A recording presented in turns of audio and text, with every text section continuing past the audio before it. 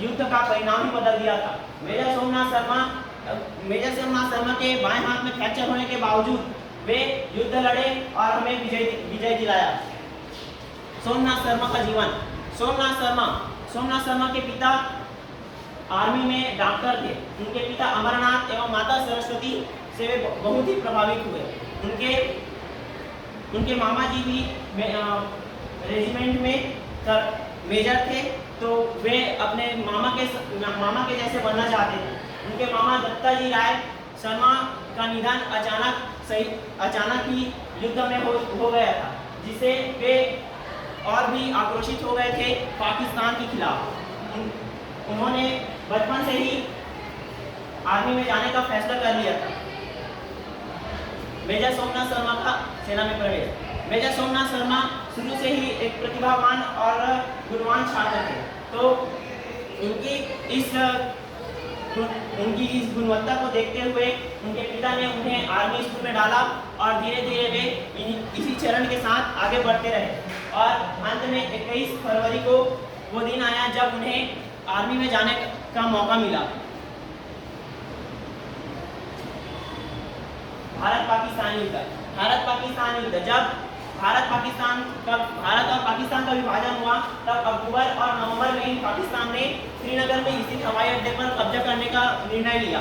तब वहां पर केवल ही 90 सैनिकों की भारतीय टुकड़ी मौजूद थी, लेकिन वहां पाकिस्तान आर्मी से आ रही टीम करीबन 700 लोगों की थी।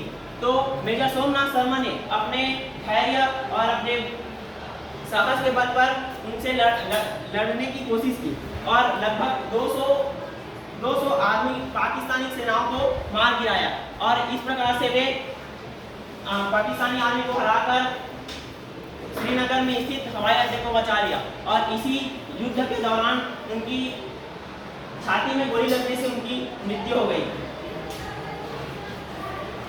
मेजर सोमनाथ शर्मा को प्राप्त पुरस्कार। मेजर सोमनाथ शर्मा भारतीय इतिहास के एक ऐसे व्यक्ति थे जिन्हें सर्वप्रथम बार डॉक्टर राजेंद्र प्रसाद जी के द्वारा उन्हें राष्ट्रपति सम्मान परमवीर चक्र दिया गया। वे न केवल भारत में बल्कि पूरे विश्व में जाने जाते हैं।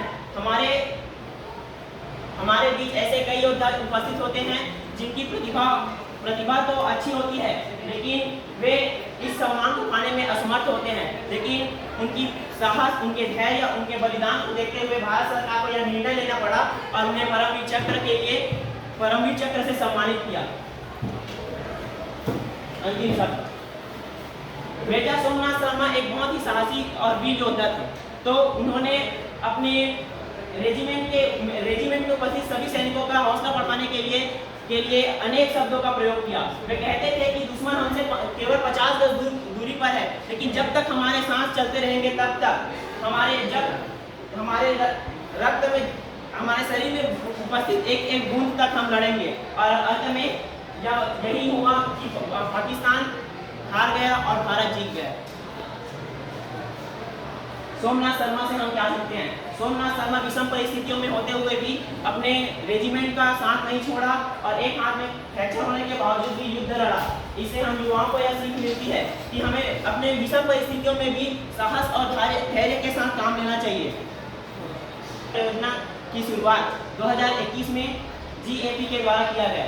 इसकी स्थापना का केवल यह उद्देश्य है कि भारत में जितने भी वीर शहीद होते हैं उनकी यादों में उनको याद करना, और यह परियोजना युवाओं के दिल में उत्साह और प्रेरणा का एक संदेश देता है।